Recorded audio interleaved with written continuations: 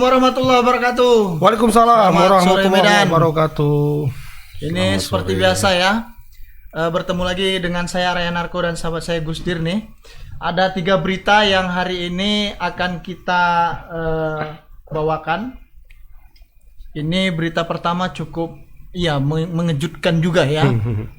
Kota yang selama ini dianggap landai-landai saja, tapi belakangan sudah ternyata sampai juga ke Iya, sana. kayaknya ini pengaruh narkoba ini. Bisa ya mungkin silakan Bang, dibacakan dulu Bang. Ya, ini terkait dengan geng motor. Biasa kalau geng-geng motor ini dari beritanya dari Medan, dari kota apa, Medan semua, gitu ya. Ini, kalau nggak Deli Serdang. Kalau nggak Deli Serdang, ini sudah bergeser ke kota Pematang Siantar. Waduh, jauh ya. Iya, jadi kejadiannya ini tadi malam. Oh, bukan, sorry. Sudah beberapa hari yang lalu, tapi hari ini baru terungkap karena CCTV-nya sudah beredar tadi. Nah, ini dari CCTV itu terlihat 2 orang yang mengendarai sepeda motor jenis bebek diapit oleh sejumlah orang dengan 5 sepeda motor. Ini semi-semi begal juga sebenarnya nih. Begal lah. Ya, semi begal. Kan? Soalnya kalau yang namanya geng itu kan geng tuh kayak geng motor satu darah gitu kayak ya geng kan? of New York ya kan, paku-paku gitu. Ini rampok ini. Ini apa? Kriminal ini. Kriminal. Iya. Preman kampung. Ini cukup di tengah jalan dicegat langsung bahaya ini harus ditindak tegas dan terukur ini. Kemudian sepeda motornya diambil. Kita lihat dulu videonya ini. Nanti netizen bilang ini kalian cakap-cakap aja, videonya nggak ada. Biasanya gitu, biasanya. Oke, kita lihat dulu.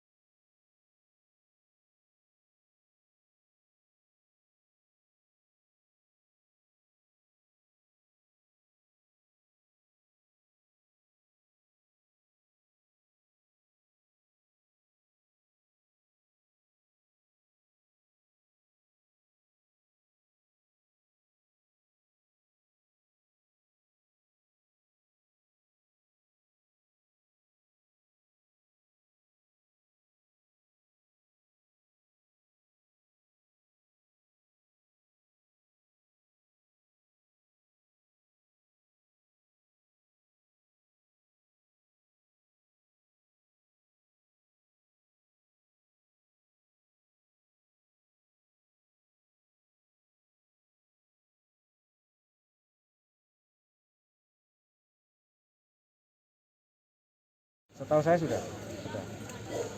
Pak, itu memang di Siantar lokasi geng motor? Lokasinya di Siantar di daerah apa? Saya lupa di rumah makan. Aduh, saya lupa di Jalan Merdeka itu, saya lupa tepatnya. Tapi memang lagi penyelidikan, ya, Pak? Penyelidikan. Itu hal baru itu, Pak. Apa? Dari gambar video yang beredar, tindakannya sepertinya hal baru karena sudah pernah juga korban, karena anak-anak muda melakukan tindakan dari korban sendiri belum mengenal siapa pelakunya. Korban sudah melapor ya, Pak? Atensi, korban Pak, setahu saya sudah melapor karena Reskrim sudah melakukan tindakan penyelidikan sejak hari kejadian kan hari Rabu ya. Iya Pak, tanggal 15. Ya, tanggal 15. Ada berapa orang korban yang melapor, Pak? Setahu saya 1 ya, Pak. Ya, makasih. Atensi itu, Pak ya. Atensi udah pasti, Pak.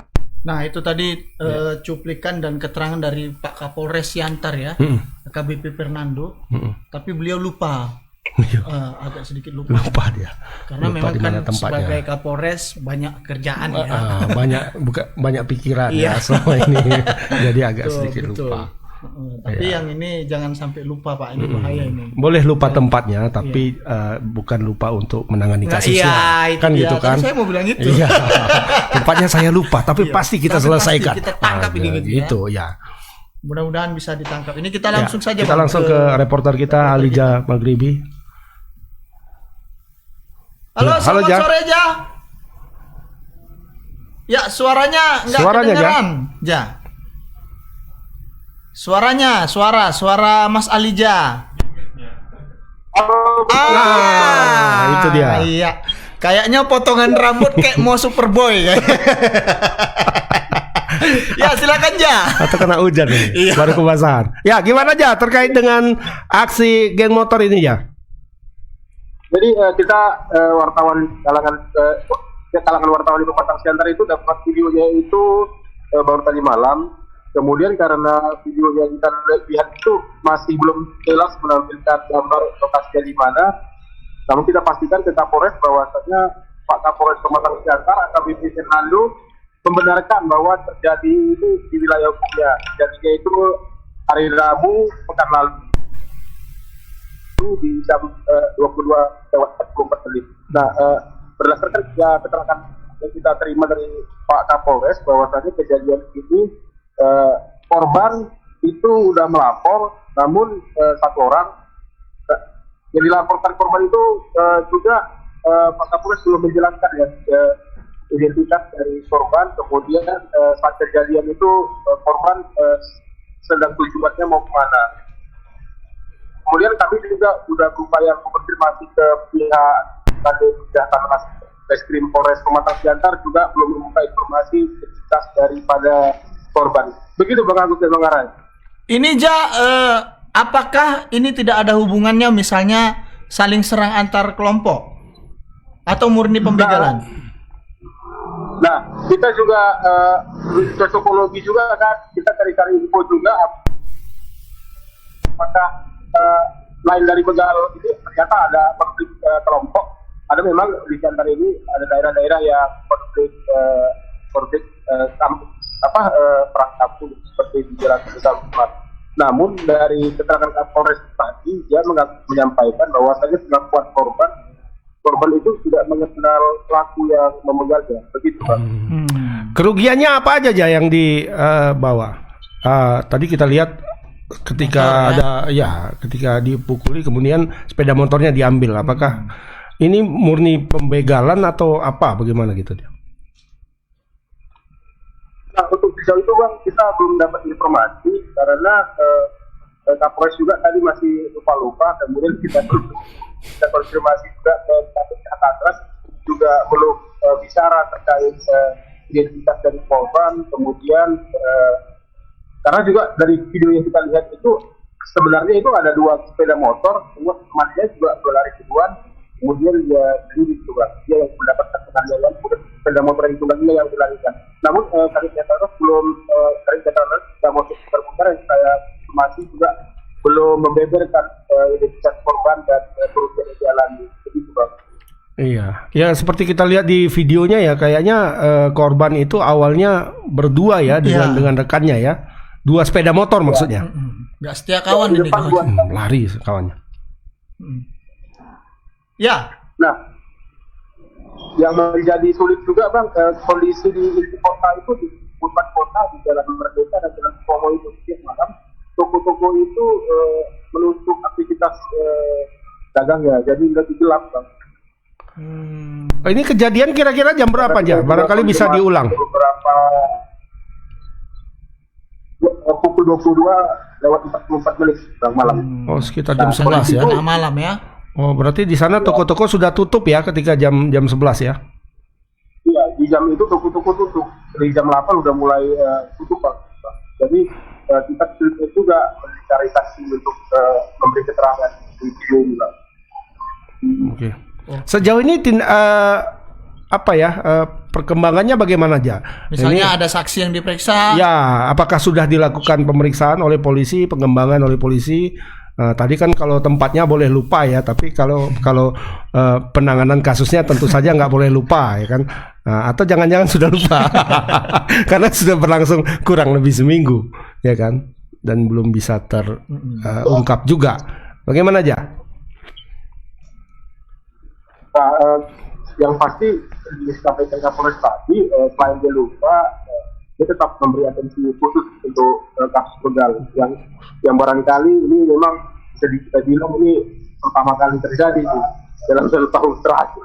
Yang ada biasanya kejadian biasa, tapi ini kalau pembegalan ini memang di kalangan wartawan sendiri ini termasuk yang kita khawatir gitu Bang, karena biasanya di antara ini yang kita tahu ini aman-aman aja, cuman ada geng-geng seperti ini memang kasusnya lebih unik lagi gitu Bang, lain lah dari yang sebelum-sebelumnya.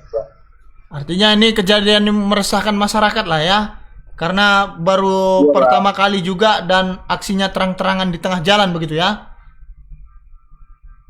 Iya bang, Oh, gitu bang. Oke.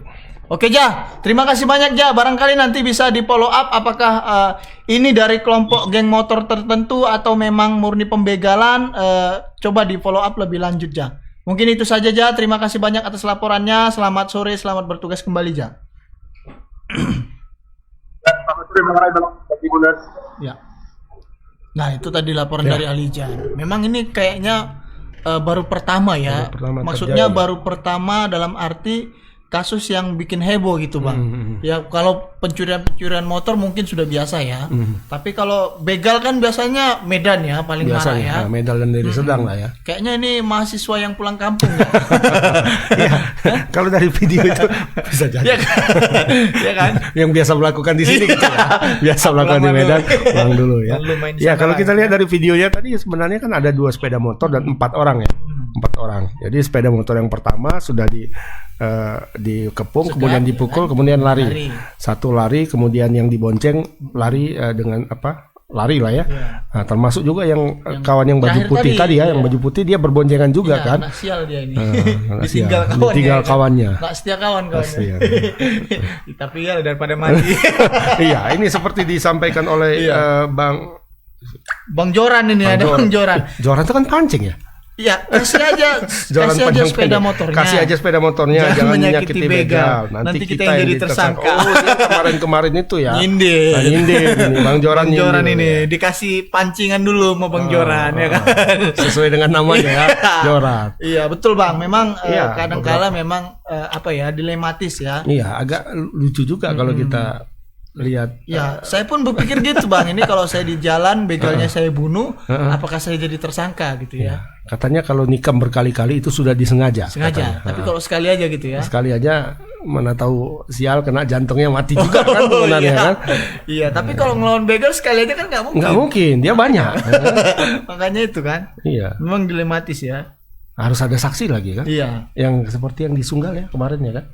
Mm-mm. Di Sunggal kalau nggak salah tuh ya. Yang dia bawa pisau selalu dia bawa pisau di jok sepeda motornya Iya. karena tempat itu memang rawan kan. Iya, ya. betul. Nah, kemudian satu hari memang sial dia rampok sama ini, dicegat sama begal, kemudian dia bunuh begal itu. Dan sampai sekarang katanya masih di dalam. Ditahan ya. Oh, itu yang disunggal kemarin. Iya, yang nangis-nangis emaknya itu. Iya. Iya, handphonenya sempat diambil ya. Iya, dia ngambil handphone begal itu. Nah, salahnya itu. Itu. Dia ambil begal, kemudian dia lari. Buang aja maunya ya. Heeh. Ya, itu berita soal pembegalan ya. Kita akan lanjut ke berita yang kedua ini Ya, ada apa nih, Bang? kita ke Medan ini terkait dengan isu yang sekarang sedang hot-hotnya soal zonasi PPDB. Penerimaan peserta didik baru ya. yang besok akan diumumkan tanggal 25 ya. Oh, akan besok. diumumkan. Besok baru 22 ya. Iya, Berarti 4 hari sekitar lagi. hari Sabtu itu akan diumumkan. Tapi hari ini katanya sudah tutup pendaftaran. Sudah pendaftaran dan ya orang tua pada ini juga lah ya, harap-harap cemas anaknya H2C masuk ya. H2C, anaknya masuk atau tidak. Tapi tadi yang menarik adalah ketika ditanyakan hal ini kepada Bapak Gubernur kita Edi Rahmayadi, Bapak Gubernur bilang ini zonasi nggak cocok untuk Sumatera cocok Utara, ini, iya. katanya. Karena nggak bisa ada jual beli. Enggak ya. Enggak, alasan Pak Edi tidak itu. tidak. Alasannya karena pemerataan infrastruktur, fasilitas dan sebagainya Kurang ya kurang. Ini coba kita lihat dulu apa videonya ya. videonya. Bukan video sebenarnya, suara Suara. Pak Edi ketika diwawancara. Ya. Ini kan masalah zonasi sebentar lagi tanggal 25 ya pengumuman untuk di sekolah nih. Dan sedikitnya kuota yang untuk zonasi ini bagi siswa meresahkan orang tua siswa. Ini apa sikap? Persoalannya bukan meresahkan tidak meresahkan. Jumlah siswa yang menginginkan sekolah pada tempat-tempat yang dipilih orang tua itu 3 kali lipat jumlahnya. Contohnya, kalau dia 1.000, dia ada 3.000. Itulah diatur zonasi. Saya masih mengusulkan ke depan ini tidak ada lagi zonasi. Jadi prestasi. Gitu. Kita kan hanya dikasih 20% untuk prestasi. Yang lain zonasi. Zonasi ini juga nanti harus kita pelajarin. Itu kan harus kita siasatin. Seandainya bedanya hanya 100, setengah kilo lah gitu bedanya. Tapi anak itu nilainya pantas untuk di sekolahan itu. Nah itu menjadikan suatu prioritas, tapi masuk dalam zonasi ya.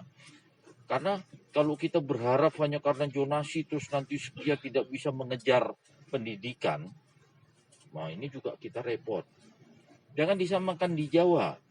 Kalau di Jawa itu di ujung sama di tengah pendidikan, fasilitas infrastruktur pendidikan dia hampir sama, relatif sama, jumlah guru sama, kelas sama, bangku sama, relatif sama. Coba kalau di kita satu di Medan, yang satu di tanah di sana di Tanah Seribu lah katakan Langkat, atau di Tarutung sana begitu kan berbeda dia. Jadi orang Tarutung nggak bisa sekolah di sini nanti. Atau orang Nias nggak bisa sekolah di sini kalau sistem zonasi ini. Nah ini yang harus kita pertimbangkan, walaupun ada kegiatan-kegiatan sekolah anak-anak kita, nanti kita lihat kalau ini kan persoalan dia tak bisa sekolah ke swasta karena kondisi sosial orang tuanya. Ini kehadiran pemerintah. Kalau dia memang kemampuannya ada, kita sekolahkan, kita biayai. Itu jalan keluarnya. Karena tadi yang saya katakan 3 kali lipat jumlah kuota yang ingin masuk sekolah. Nah itu tadi suara dari Bapak Gubernur ya. Edi Rahmayadi. Kali ini kok aku agak sepakat dengan Pak Edi. Hari ini ya. Hari ini. Sebelumnya enggak. Sebelumnya banyak kan sepakatnya. Ya. Nah, mungkin pas juga ya Bang dari misalnya dari Deli Serdang mau sekolah di Medan. Iya. Ya kan karena kan Tidak bisa. Misalnya contohnya gini, ada yang rumahnya istilahnya di Percut. Ya. Percut kan sebagian sudah masuk dari Medan. Serdang, gitu kan? Sebagian dari Serdang, sebagian Medan. Sebagian Medan gitu kan, itu kan di perbatasan. Ya. Nah kalau orang Percut mau sekolah di Medan, nggak bisa. nah itu repot juga ya kan, memang agak sedikit repot. Gitu kan? Dan dia harus memilih sekolah yang lebih dekat dengan tempat rumah dengan tinggalnya ya. Rumah tinggalnya. Gitu. Nah persoalannya sekarang adalah zonasi itu tidak seperti 2-3 tahun yang lalu. Kalau 2-3 tahun yang lalu memang murni berdasarkan kakak. Sekarang pun kakak ya kan. Tapi itu bukan dipalsukan, tapi ada yang numpang kakak gitu ya kan. Jadi kalau yang sudah jaraknya 1 kilo ke atas sudah nggak usah berharap lagi lah. Oh gitu ya. Iya. 200 meter. Ada yang 100 meter loh di depan sekolahnya gitu ya kan. Padahal kiri kanan muka belakang lapangan bola. Di mana rumahnya gitu. Iya ya. Ya kan? Oh gitu ya. Iya. Nah, ada manipulasi juga ya. Ya siasat sih sebenarnya. Siasat bangsat. Iya, orang Indonesia kan jago untuk mengakali regulasi ini. Ya? Mengakali regulasi ya jago. Ya, ini kita langsung ya, dulu, kita ke apa? Kita ada Hani. Bu Rehtin Hani. Halo? Iya, ini kayaknya Bu Hani lagi di Pemprov Sumut ini sepertinya. Ya. Ya, gimana Hani? Ini tadi ya Pak Gubernur bilang beliau akan melakukan evaluasi menyangkut masalah zonasi ini. Bisa dijelaskan lebih lanjut Ani, kira-kira apa keinginan Bapak Gubernur ke depannya? Jadi tadi Gubernur Sumatera Utara Edi Rahmayadi memang mengatakan jalur zonasi ini memang sedikit memiliki kekurangan gitu, khususnya untuk di Sumatera Utara. Beliau menyinggung mengenai fasilitas sekolah yang di Sumatera Utara itu sebenarnya tidak bisa disamakan dengan sekolah yang ada di Pulau Jawa.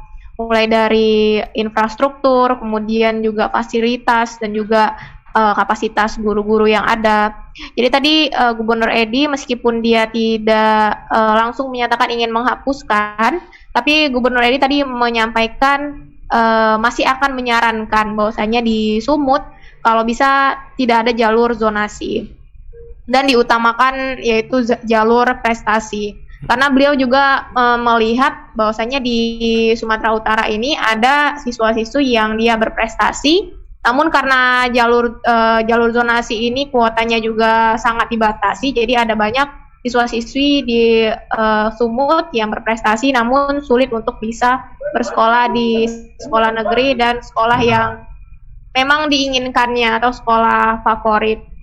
Terus juga tadi berdasarkan wawancara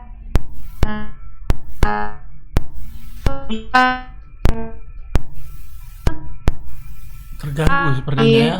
Jalur di PPDB ini yang pertama jalur prestasi, kemudian juga jalur donasi. Dua jalur utama ini, selebihnya kan jalur afirmasi dan jalur perpindahan tugas orang tua dan guru. Beliau mengatakan di dua jalur utama ini memang masih kuotanya itu masih sedikit sekali jika dibandingkan dengan jumlah siswa-siswi yang ada di Sumut, sehingga sisa dari siswa-siswi yang tidak lolos di dua jalur ini terpaksa harus sekolah di swasta. Tapi tadi juga tidak menutup kemungkinan jika siswa-siswi yang berprestasi nanti bisa mendapatkan beasiswa ataupun bantuan dari pemerintah supaya bisa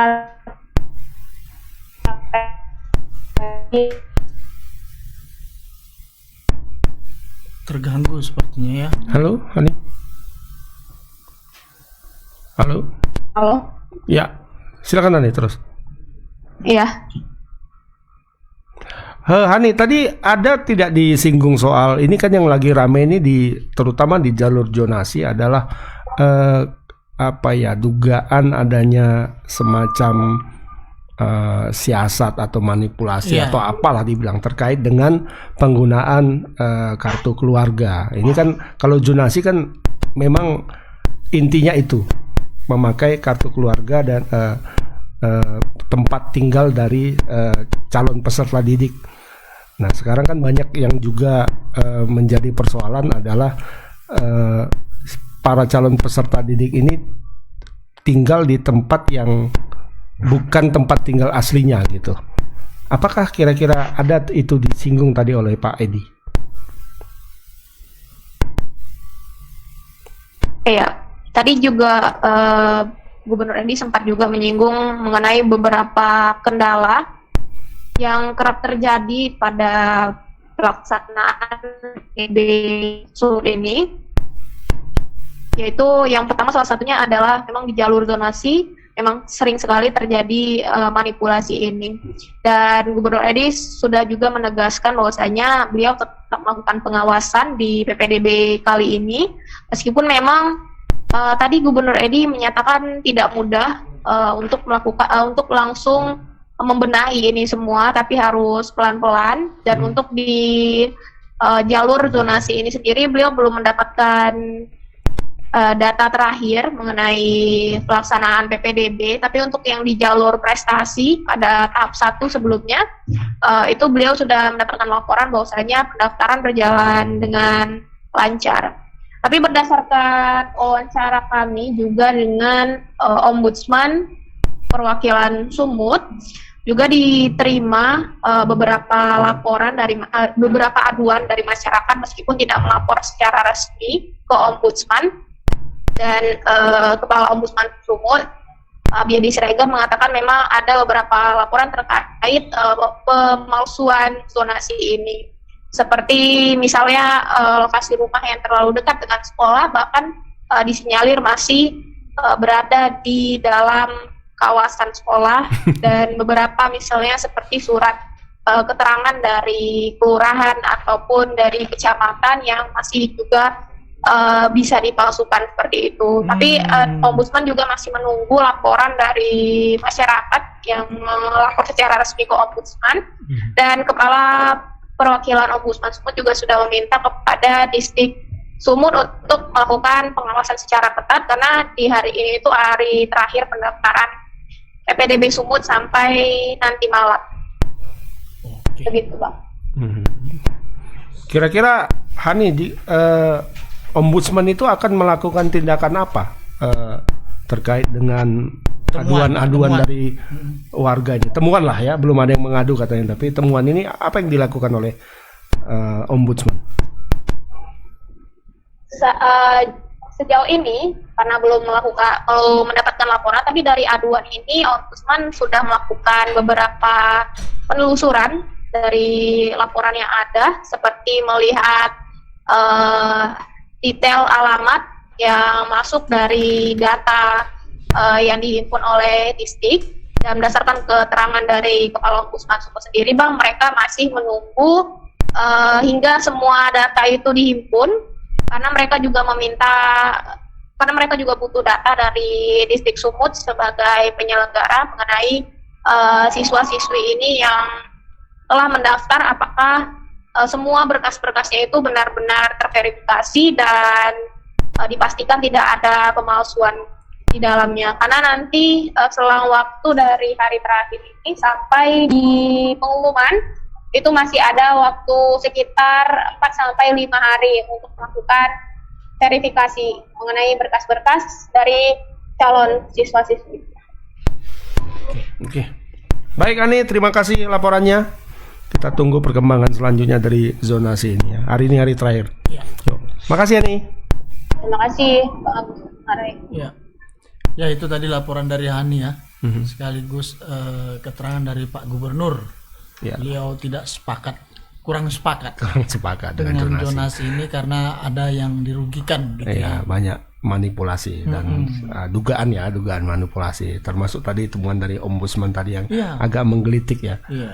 Jarak rumah siswa dengan sekolah. Kalau dihitung itu masih berada di lingkungan sekolah. Oh, anak penjaga kantin mungkin. Kayaknya, ya kan? Atau penjaga sekolah. Ya, atau yang jual balon atau misalnya jual ikan katung lah. Di depan itu ya. Ya sekolah lagi kayaknya. Oh, bisa ya. Tapi ini memang jadi temuan menarik kayaknya ya, siasat ini. Mungkin kalau diperiksa ini nggak jadi masalah. Nggak gitu ya? Iya, karena dalam regulasinya itu bisa boleh ya. Kartu keluarga yang dinyatakan berlaku adalah kartu keluarga yang sudah berusia 1 tahun minimal. Misalnya tapi kan bisa Bang. Di daerah rumahmu lah misalnya ya, Jalan Karya misalnya kan sudah pindah dia membuat kakak di Jalan Karya. Jadi umurnya itu 1 tahun. Tapi kan bisa Bang, misalnya dia masih SMP mau masuk SMA, kan bisa dia sebelum itu. Nah itu maksudnya itu. Ya kan? Jadi ini pandi-pandi orang tua lah kurasa ya. Kan? Jadi kira-kira orang-orang Indonesia itu makanya 1 tahun 2 tahun lagi mau pindah anaknya diurusnya sekarang. Numpang dia. Numpang ya, kakak di sana aja gitu kan. Oh iya betul. Ini nanti coba kita selidiki lah ya. Iya seperti itu. Ada temuan anak pejabat atau apa kan? Nah kita pernah melakukan itu ya. Kita lipsuskan dulu masuk melalui jalur siswa miskin. Ternyata dia anak konglomerat. Perwira. Rumahnya di Wong Soge. Rumahnya di mana? Dari Serdang kan? Bukan. Yang di komplek yang mantap itu di Tasbih bukan? Pondok Kelapa. Apa tuh? Setiabudi, perumahan. Bukan, pokoknya mantap dong. Mantap ya. Besar rumahnya. Ada kolam renangnya. Di situ ya. Iya. Punya mobil. Mobilnya apa itu ya? Fortuner mobilnya. Tapi pakai siswa miskin masuk melalui jalur itu. Tipu-tipu. Iya, dunia tipu-tipu. Iya. Itu yang kedua, kita akan lanjut ke berita yang ketiga. Baik, kita ke berita ketiga. Ini tak kalah serunya terkait dengan dugaan terjadinya pelecehan seksual yang dilakukan oleh seorang petugas vendor PLN terhadap seorang ibu rumah tangga. Iya, jadi petugas vendor ini dilaporkan karena dituding menggonyol. Apa istilahnya? Meraba bagian dada, sensitif, kemudian dia berusaha meruda paksa korban begitu ya dalam laporannya loh. Dalam laporannya. Dan ini kasusnya kan sudah resmi dilaporkan ke polisi kan? Sudah diterima Polresta dari Serdang gitu ya. Dan tadi pengacaranya datang ke sini. Pengacara terlapor menyebut bahwasannya kliennya tidak pernah melakukan hal itu. Namun memang diakui bahwasannya ada baju yang robek. Baju si pelapor. Baju si pelapor. Pelapor robek. Kenapa bisa robek? Nah, itulah. Tersangkut paku kah? Cuman tadi pengacara meminta agar korban juga membuktikan bahwasannya dia cabuli gitu. Caranya gimana? Gitu kira-kira. Wong belum terjadi. Ya, tapi ya yang kan? namanya orang mau klarifikasi tentu Ya, kita tentu kita terima. kita sambut dengan baik gitu kan, Bang. Ya. Dan yang tadi juga menjadi catatan bagi pihak penasihat hukum, pengacara, yang disuguhkan bukan kopi, Ya, tapi sirup. Yang warna merah. Iya, cap patung. Ya, ini ada videonya ya. Ya, hasil Suara, wawancara kemarin dengan Mbak Ape. Mbak Ape ya. Ya, si pelapor. Bukan Ape yang sini. Ape mana? Ape penyanyi. Bukan. Ini A dan P. A dan P. Ya. Oke. Kayak mana bang? Kakak orang warga mana? Terus apa kejadian apa yang kakak alami dan kapan itu terjadi gitu? Tanggal 16. Udah tanggal 16 tuh bang. Waktu itu tanggal 16. Pas bulan berapa itu mak? Ya, bulan ini bulan 6 ya, bulan 5. Bulan 5, tanggal 16 bulan 5. Kemudian kak? Saya ini orang pasar 14, Limau Manis. Iya kemudian? Ya itu kejadiannya waktu itu kan pas dia kan token kami kan rusak kan bang. Jadinya kami telepon dia. Artinya kami suruhlah dia betulin token kami. Rupanya dia datang ke situ. Katanya tuh dia bilang kayak gini sama suami saya. Kan saya pakai HP suami kan. Dia bilang sama suami saya, nanti yang datang kawan saya, anggota saya kasih aja uang 50.000. Rupanya dia sendiri yang datang ke situ. Anggotanya nggak ada datang. Udah gitu kan dia datang nyapa suami pas mau pergi kerja. Di katanya mau kemana, mau ngangkat kayu bang. Oh iya, baru tuh suami pergi, dia nanya saya, ada Kurnia Munggi katanya, ada, tak bilang. Mau minum, buat lagi katanya, aku buatlah minum tadi Kurnia. Tiba-tiba dia masuk ke dalam kan, cok Nggi katanya. Oh itu bang, cok airnya di luar, nggak usah masuk, aku bilang. Kedua kalinya dia masuk lagi nyelonong aja ngasihkan token lagi. Ini dia katanya. Oh iya bang udah siap. Udah makasih ya bang. Tak bilang. Udah bang udah siap. Tak bilang.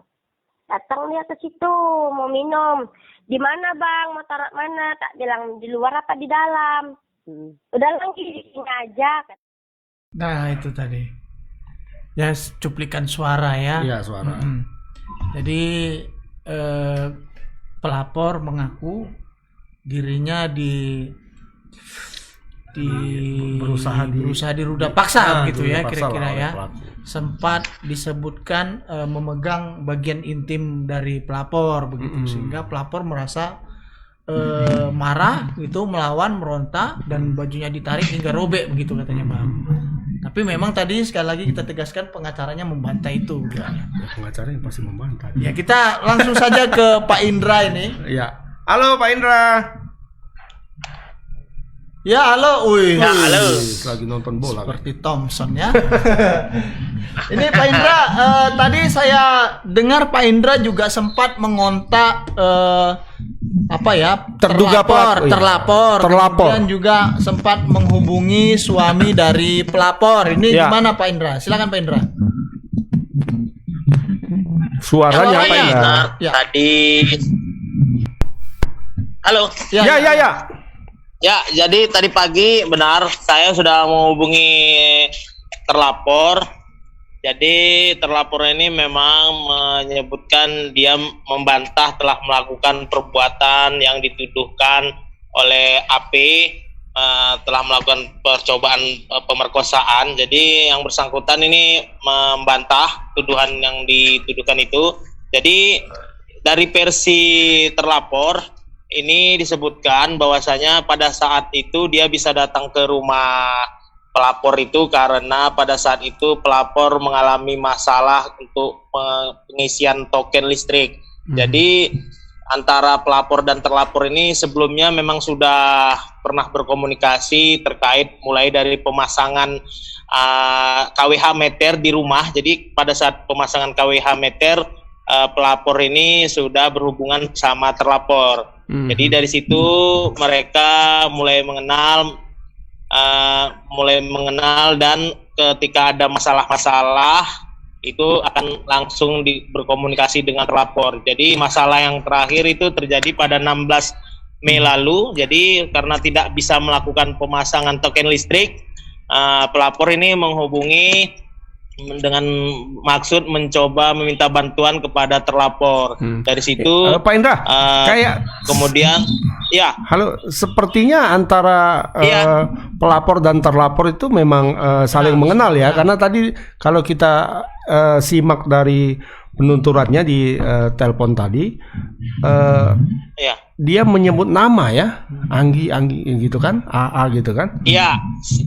Apakah Ya, sebelumnya ini benar, Bang. Jadi ada banyak komunikasi berkali-kali gitu ya? Karena kalau sekali dua kali kan nggak sebut nama gitu kan?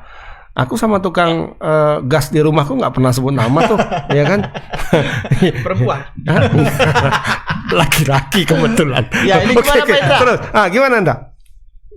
Ya, jadi dari kedua belah pihak memang sudah saya wawancarain. Jadi khusus untuk terlapor sendiri ini mengakui memang benar mereka sebelumnya sudah sempat beberapa kali berkomunikasi, tapi dari versi terlapor ini hanya berkomunikasi terkait masalah-masalah yang terjadi, masalah-masalah kelistrikan yang terjadi di rumah, seperti itu. Begitu juga dengan suami dari pelapor. Suami pelapor juga mengakui mengenal, tapi hanya sebatas komunikasi ketika ada masalah gangguan listrik saja, Bang, seperti itu.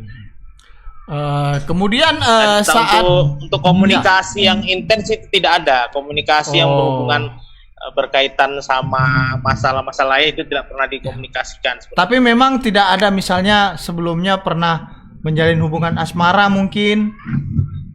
Enggak ya? Ya, dari kedua belah pihak memang mengakui itu tidak pernah ada dari kedua belah pihak. Enggak ada komunikasi. Jadi pada saat itu disebut dari versi pelapor itu hanya terjadi pada saat dugaan percobaan pemerkosaan itu hanya terjadi pada 16 Mei lalu, seperti itu. Pak Indra, ini kan saat kejadian korban mengaku bajunya robek sempat ditarik. Terus kemudian korban juga mengaku saat kejadian sempat teriak begitu. Apakah ada warga yang mendengarnya kira-kira, Pak Indra? Mungkin. Ya, jadi informasi itu malah yang jadi saat ini pihak kepolisian itu masih terus melakukan penyelidikan atas kasus ini, dan sekali lagi saya informasikan bahwasanya ini belum laporan yang dibuat pelapor ini belum berbentuk LP, hanya sebatas konseling. Kenapa masih sebatas laporan konseling? Kenapa laporan konseling? Itu karena bukti-bukti awal terkait dugaan perkara tindak pidana ini belum mencukupi, seperti itu. Jadi ya, dari informasi yang saya dapatkan di Polresta Deli Serdang sendiri, ini diketahui pada saat itu korban ini juga pelapor ini juga diinformasikan tidak ada berteriak pada saat dilakukan dugaan pelecehan itu. Jadi dari itu polisi juga sedikit bisa dibilang belum punya bukti kuat untuk dapat menjerat pelaku, seperti itu. Karena memang pada saat itu tidak ada warga yang berdatangan atau mendengar suara teriakan ketika terduga pelaku ini masih berada di lingkungan rumah, seperti itu. Lingkungan rumahnya boleh tahu nggak? Ini kira-kira gambaran situasinya lingkungan sekitar rumahnya ini apakah ramai atau di kompleks atau yang memang dulu gue ya kan, kalau di kompleks memang agak ini kan. Tapi kalau di katakanlah di tanda kutip di daerah perkampungan lah gitu ya, gitu ya, tanda kutip rumah kampung itu kan kayaknya kita piring pecah aja orang datang ya kan. Ada apa itu kan? Apalagi teriak tolong ya kan. Iya betul. Gimana Anda? Ya, jadi terus terang saya sendiri memang ini belum ada ketemu secara langsung sama korban, terduga korban. karena mengingat korban juga ini ketika diajak komunikasi ini seperti tadi itu korbannya ini mengaku sedang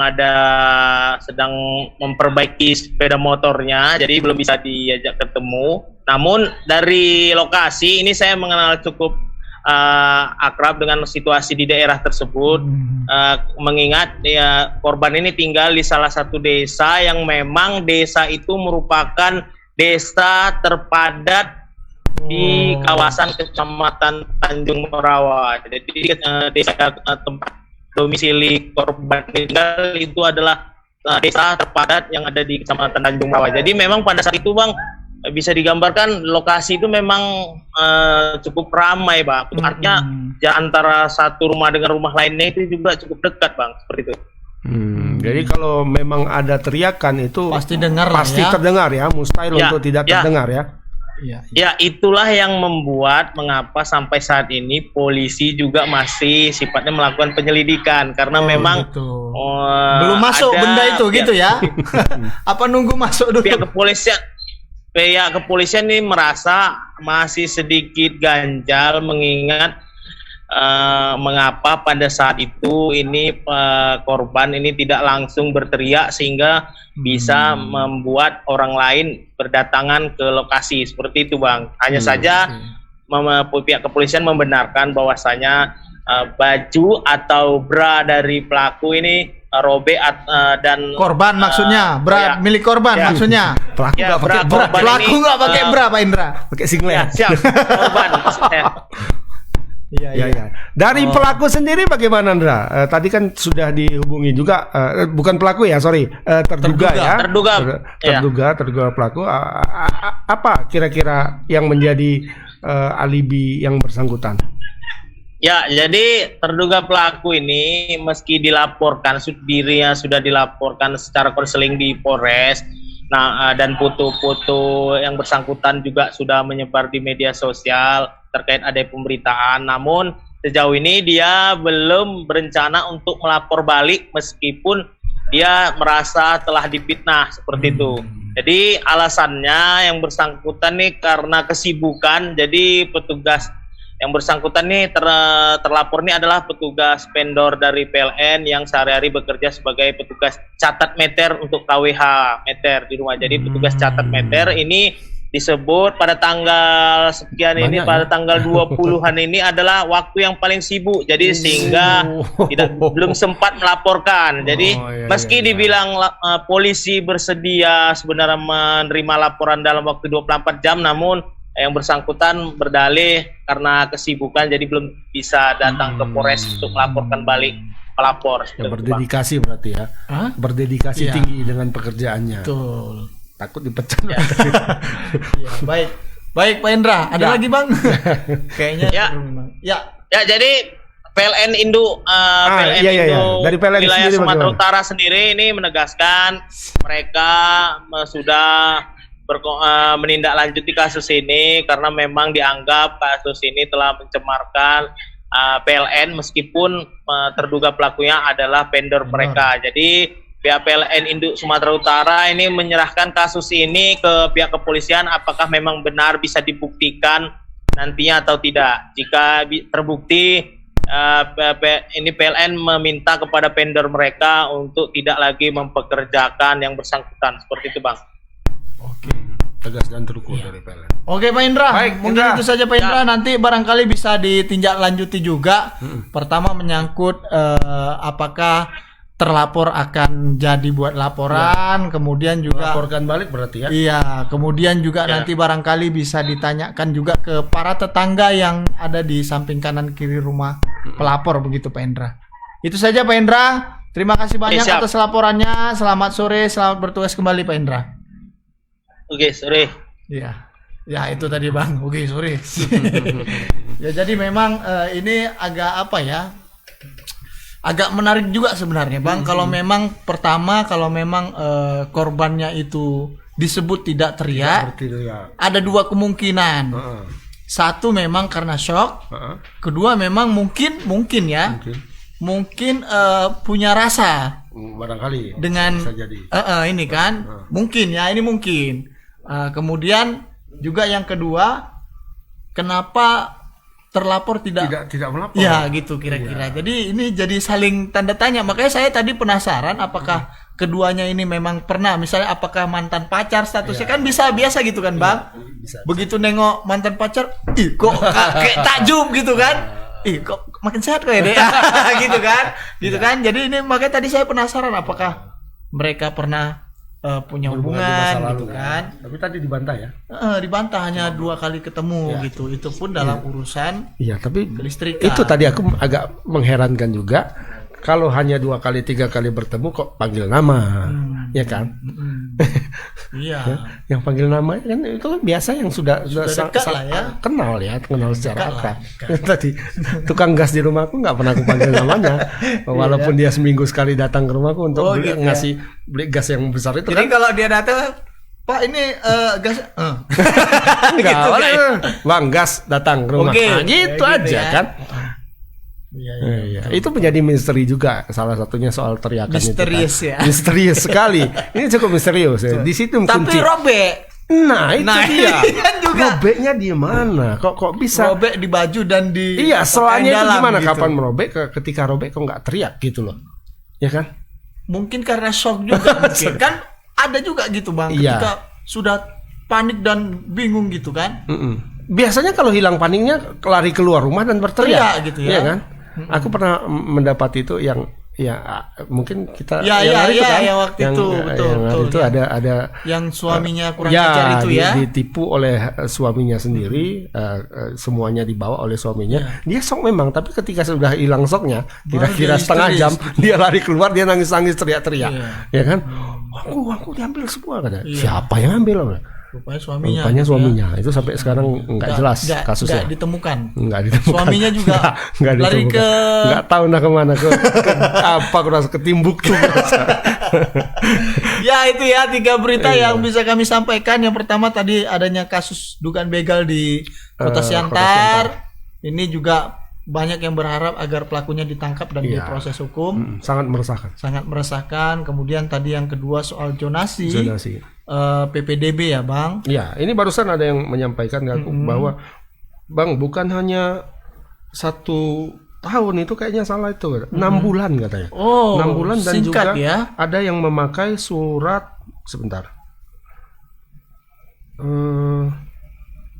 surat pernyataan dari kelurahan. Semakin mudah ya. Tinggal sorong duit limpul aja itu.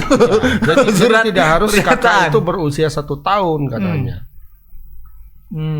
Berarti hanya cukup 6 bulan ya. Sudah bisa ya. Iya, dan ada katanya yang memang nggak tahu ini apakah tadi ini informasinya. Tadi disebutkan oleh Hani bahwa akan dilakukan verifikasi ulang. Nah, ini menurut info yang sampai ke kita di sini bahwa ada yang rumahnya itu seharusnya kalau jaraknya itu sampai 4 km tapi ditulis 500 meter di situ. Gitu ya. Iya. 6 kilo ya, 4 kilo ya udah nggak masuk ya kan. 1 kilo aja udah tak masuk. Gitu. Ya, itu ya Bang soal jalur zonasi. Kita berharap ada aturan yang memang betul-betul mantap lah. Iya. Kayak yang dibilang Pak Gup itu oke lah ya kan. Ya. Atau dikembalikan saja kayak ke masa lalu. Nanti bisa ada kalau beli lagi. Kalau kayak kami itu waktu zaman saya itu pakai NEM. NEM ya. Nilai Eptanas murni. Ya. Itu betul-betul murni. Mau ponten 3 ya 3 di situ ya kan. Ponten 3 matematika. Abang 3 ya. Makanya hitung-hitung kan agak payah. Iya, betul. Sama bagi-bagi. Nah itu. Kalau sekarang kan tidak, itu nggak ada tuh. Ada remedial kok. Ujian akhir aja ada remedial ya kan. Bisa diulang lagi. Bisa diulang sampai bagus. Ya. Makanya nilainya tinggi-tinggi kan. Ya itu soal jalur zonasi tadi dan ketiga soal adanya dugaan upaya ruda paksa yang disinyalir dilakukan petugas vendor PLN. Ini kasus yang sudah dilaporkan, tapi ternyata laporannya masih bersifat konseling. Alasannya memang kurang bukti ya. Memang sulit membuktikan.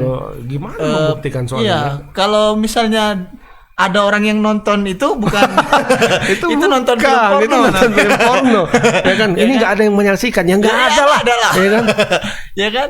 Kalau Anda nengok film x.com itu. Iya ya kan? Nonton dia. Itu ya. Ini masih jadi misteri soal kasus dugaan ruda paksa petugas vendor PLN ya. Nah, itu 3 berita yang bisa kami sampaikan. Tapi sebelum ini masih ada waktu sedikit. Sebelum mengakhiri koran besok. Selamat sore Medan. Koran besok. Selamat sore Medan. Koran besok nanti malam. Iya betul. Aduh, saya jadi kemana-mana pikirannya. Jadi pengen lagi bawa itu. Enggak. Agak malam soal itu. Ini kan Bang, beberapa hari terakhir sempat apalagi ya muncul pembahasan menyangkut legalisasi ganja begitu ya. Nah, di Thailand baru-baru ini sudah pemerintah Thailand sudah melegalkan penggunaan ganja gitu ya, baik secara medis ataupun untuk rekreasi begitu ya. Nah, ini di Thailand juga sejumlah peternak ayam katanya itu memberikan makan pakan ayamnya itu pakai daun ganja begitu. Dan ya katanya bagus begitu. Menurut pengakuan yang melihat, jadi ada peneliti juga yang melakukan penelitian bahwasannya ayam yang mengonsumsi itu nggak teler gitu, nggak tidak menunjukkan gejala beler gitu, nggak ya, nggak ketawa dia kalau orang lewat ya, iya nggak,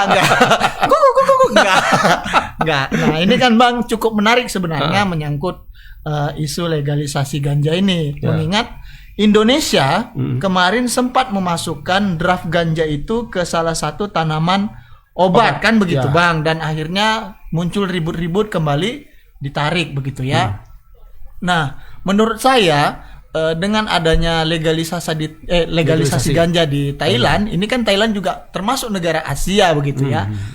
Barangkali Indonesia juga perlu melakukan setidaknya seminimal-minimalnya itu melakukan pengkajian secara medis lah ya. Ini kan belum pernah ya. Belum. Ya kan sepanjang iya. Belum pernah. Ya kan kita hanya mengacu kepada aturan PBB begitu ya. Soal masalah ganja masuk dalam kategori narkotika begitu ya. Tapi sekarang sudah sejak tahun 2020 itu sudah dihapuskan begitu kan? Sudah dicabut. Nah, ini dia tidak lagi sebagai narkoba tingkat 5 tapi diturunkan jadi tingkatannya sudah diturunkan jauh. Gitu. Nah, ini kan sebenarnya menarik Bang. Apalagi salah satu daerah yang di Indonesia ini yang terkenal paling paling produktif gitu ya, paling produktif dalam arti ditanamnya subur. Iya, nggak ditanam aja tumbuh sendiri. Iya, begitu razia jatuh gitu kan, dia tumbuh lagi.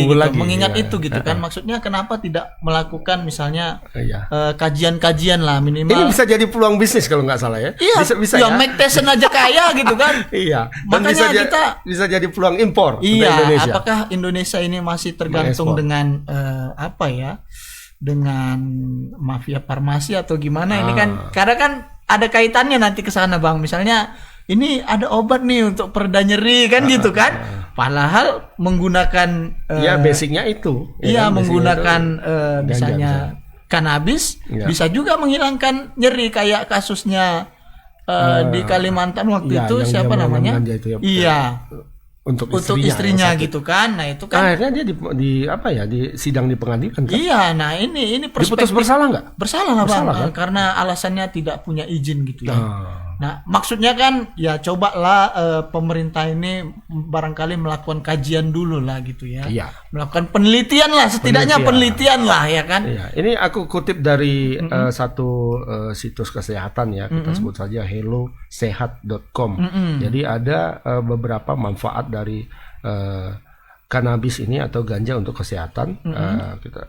Secara singkat saja ini, yang pertama itu mencegah glaukoma, meningkatkan kapasitas paru, mencegah kejang karena epilepsi, mematikan beberapa sel kanker, kemudian mengurangi nyeri kronis, mengatasi masalah kejiwaan, masalah kejiwaan, kemudian memperlambat perkembangan Alzheimer, penyakit lupa, pikun ya. Nah itu salah satunya. Nah, ini kan kalau misalnya dimanfaatkan atau gali dari sisi medisnya kan lebih bagus Iya, begitu ya Bang, iya, daripada di apa ya, diharam-haramkan tapi tidak pernah dikaji begitu maksud saya. Iya. Karena di beberapa daerah juga sejak zaman dahulu ini kan dijadikan bumbu begitu ya, bumbu penyedap Bumbu gitu penyedap. ya. Walaupun pada akhirnya setelah dibakar kok enak gitu ya. Besok saya coba lagi. Gitu ya. Maksudnya setidaknya jangan hanya memandang ganja ini dari segi rekreasinya saja Ya, begitu maksud rekreasi. saya, medisnya kan juga perlu. Barangkali kita apa ya, harus adil lah ya dalam menentukan apa sikap ya begitu ya Bang. Kalau belumlah dikaji, belum diteliti Jangan kan gitu, jangan buru-buru ini gitu maksudnya. Iya. Diponis ya, tidak boleh gitu. Tidak boleh gitu ya. Nah, tapi kalau tadi misalnya sabu ya itu Ya, harus dilarang dan diperangi. Karena memang tidak ada manfaatnya Nggak ada sama sekali, nggak ada itu, nggak ada Ya, manfaatnya. nggak ada. Makanya ini kalau memang ada secara medis ya, Iya. tapi bukan asal cakap saja. Enggak, ini ada dari beberapa situs kesehatan yang gitu ya. valid juga. Nah, tapi juga mungkin kita sampaikan juga bahwa di Thailand, kemudian di Bahamas, kemudian ya. di Belanda, ya kan? Itu perihal rekreasinya ini juga sangat diatur lah ya, kan nggak mungkin beganja-ganja diangkot kan nggak mungkin jadi juga. bukan ngelinting jalan sambil jalan Enggak lah, itu enggak. ada Itu satu enggak tempat, begitu konsepnya. ya Iya. ada tempat, nah, kalau mau apa di situ Disediakan, gitu, kayak dan apotek gitu iya, ya. dan gramnya juga diatur, bukan segaris Ya kan nggak mungkin juga sambil kerja gitu. Mana hasil audit perbankan yang gitu ya? Enggak ya? Enggak. Jadi Ya. ada beberapa ininya diatur. Kemudian juga kalau di Thailand itu apa namanya ya, juga dilengkapi dengan surat misalnya. Iya. Nah, jadi ada yang khusus untuk pasien, ada Ada memang untuk yang khusus rekreasi. untuk rekreasi. Kalau yang pasien ini boleh mengkonsumsi sekian dengan petunjuk dokter. Iya. Yang rekreasi ya sekian aja Ya, gitu. dari dokter juga. Lain dokternya. Tapi nggak ada ijazahnya. Nggak ada. Iya, barangkali Nah, Bang itu. soal Kalau di luar ganja nih ya. itu, kalau di luar itu didenda. Iya. Berapa juta tadi katanya? Makanya barangkali soal ganja ini perlu disusun aturan-aturan yang baku, tapi setelah melalui pengkajian lebih dalam begitu Iya, kan Bang? iya. Ya kan nggak mungkin dibuat aturan tapi nggak dikaji juga salah juga gitu kan. Makanya kita harus dorong dulu bagaimana ini bisa dikaji. Setelah ada kajiannya, baru dibuat aturan hukumnya begitu kan Bang? Jangan larang-larang aja gitu loh. Ya, ini kan sayang gitu ya. Peluang ekspor bisnis loh ya. ini untuk Indonesia. Daripada kita daripada kita sibuk mengimpor miras kan hari itu kan sibuk kita mengimpor miras untuk apa? Sekarang kita ekspor. Iya, Karena kan semakin gitu. banyak negara di dunia yang melegalkan itu Ya kan gitu. Thailand belinya dari Amerika loh. Mungkin dari Mike Tyson belinya. Iya kan? Barangkali. Iya kan? Karena mereka kekurangan itu, katanya kekurangan ini, dan mereka belum menanam sendiri, belum banyak menanam sendiri dan membeli bibit katanya dari Amerika Serikat. Kan kalau misalnya kita ekspor, misalnya beli benda di mana, dari Nyadin, nah, gitu kan enak kan, dari mana Tengku Abu, nah, kan gitu enak kan, ya kan? Iya, dan itu juga bisa menjadi penghasilan baru gitu ya kira-kira ya. Maksudnya kita ini mau mendorong pengkajiannya dulu, setelah ada pengkajiannya barulah boleh dibuat aturan-aturan hukumnya gitu ya. Ya barangkali mungkin Indonesia tidak apa ya, tidak persis sama dengan yang di luar negeri. Nah, tapi yang paling penting adalah medisnya itu. Medisnya penting. Medisnya ini ya boleh. Karena kan medis mahal. gitu ya. Contohnya kayak yang anak kejang saraf gitu kan. Nah itu kan perlu obat yang, daripada kita konsumsi obat yang berbahan kimia, ya kan lebih bagus kan yang herbal begitu kan. Dan jangan salah juga bahwa kalau untuk anak yang epilepsi misalnya kan, nggak disuruh dia ngisap gitu loh. Enggak. Beda. Caranya ada. Enggak, ini ada menurut, itu Bang, cairan dia Bang. Ya, menurut Hello Dokter ini juga, bagaimana cara pengkonsumsian untuk medis ini, pertama dihirup melalui perangkat yang disebut dengan vaporizer. Kemudian dimakan. Dimasukkan. Dicampur ke dalam masakan, kemudian dioles ke kulit dalam bentuk lotion, minyak atau krim. Kemudian diteteskan langsung ke lidah. Betul. Dan juga dijadikan cairan dan diminum. Nah, itu. Jadi bukan itu obat gula juga kabarnya kan? Bukan dilinteng. Anak-anak yang epilepsi disuruh itu enggak. Bukan gitu. Makanya Iya. ini paradigmanya harus kita buka dulu. Ya kan, baru itulah tadi prosesnya akan dikaji dulu. Setelah ada pengkajiannya, ya barulah dibuat aturannya begitu ya. Karena jangan sampai lah Indonesia ini tertinggal punya sumber daya tapi ketinggalan gitu, sayang gitu ya. Jangan cuma nikel aja ya. Iya. Ini pun bisa. Ini pun bisa kok. Ya kan? Untuk apa? Untuk Tesla. Ini pun bisa. Ini untuk umat dunia. Kalau mengingat lagunya Navikula itu kembali ke akar katanya. Jadi kita harus kembali ke akar-akar yang dasar gitu. Ya kan? Ini kan akar yang dasar sebenarnya. Herbal. Oke, barangkali itu saja yang bisa kami sampaikan. Lebih dan kurang mohon maaf kalau ada kata-kata yang salah, kami mohon maaf kepada para netizen.